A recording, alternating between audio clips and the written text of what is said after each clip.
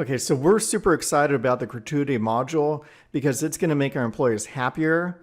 It's going to help with employee retention, and it's going to help us attract better, great quality candidates because they're going to be making more money.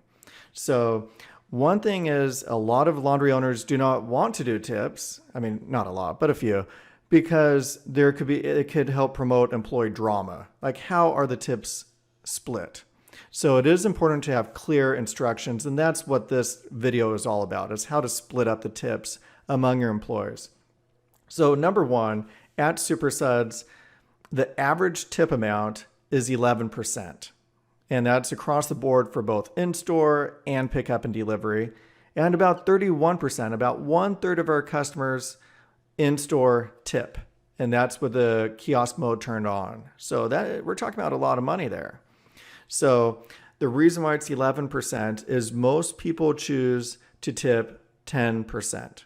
So I definitely, when you're choosing your default gratuity, which is under maintenance and gratuity defaults over here, make sure one of the options is 10%, in my opinion, because that's what most people choose. Although you could say that maybe if it's 15, 18, 20%, then most people would choose 15. If people are choosing 10, that tells me that's what they're comfortable with. So I would present that as an option.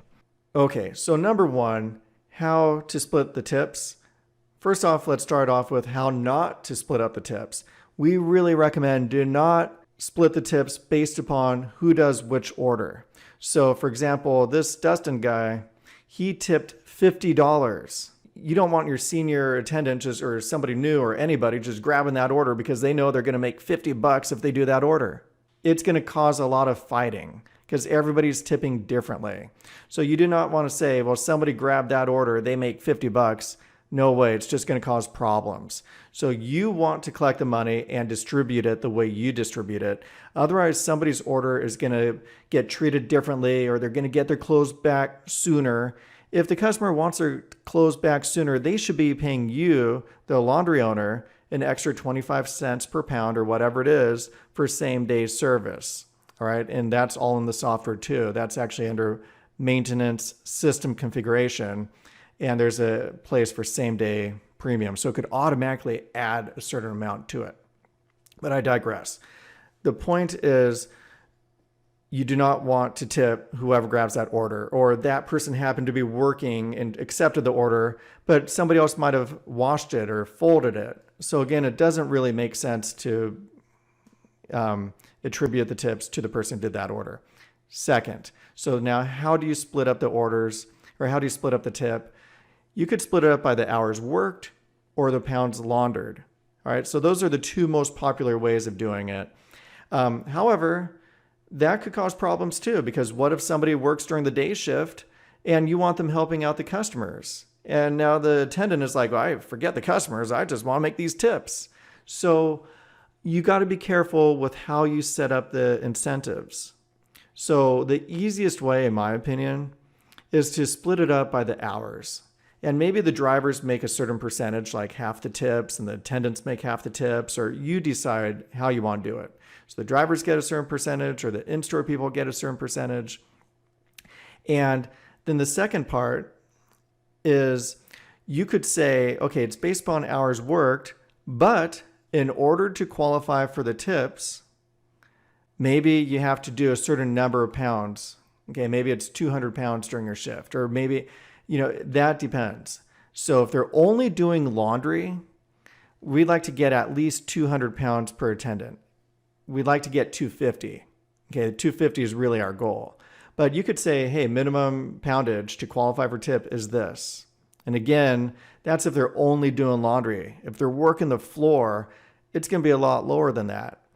Now, the second one is maybe you could say, one of our clients, he told his employees, if you're late, you do not qualify for tips.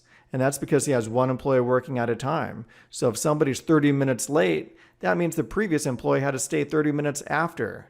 So everybody agreed to that one. The employees were really happy. So if somebody's late for the next 2 weeks, they don't qualify for tips. And now the other people get to split the same pot and make more money. So that works out really well. Another incentive you may want to do is it's wherever you're having problems. Okay, so we were having problems at Supersuds by saying our employees weren't hitting wash, dry, and fold in the middle of the night during our night shift when they're processing all the laundry. They were just waiting until about 7 in the morning and then hitting wash, dry, and fold on all the orders. And then when we're checking the software, it looks like we still have like 1,200 pounds of laundry to do. But it turns out they just hadn't done the data entry. So we said, in order to qualify, you need to hit wash, then you need to hit dry, and then fold it. So that really helped us. And then the third one is minimum pounds laundered. You could say you got to meet these thresholds in order to qualify. So lots of different options, and you may have different needs, so you could include that as well. In addition, you could, with this gratuity report, so it's under report and gratuity report, or it's under employee gratuity, you could split it off by say, just show me the drop-off business, or just show me the delivery business, or show me both. So I just wanted to highlight that. And if you do have multiple stores, you're using our software at multiple stores, you could even choose which store processed which delivery orders. I mean, it's really powerful. And you can see how much tipping is at each individual store as well. So we hope you enjoy the gratuity module. I think it's more money to spread around with employees and keeping them happy and doing great work.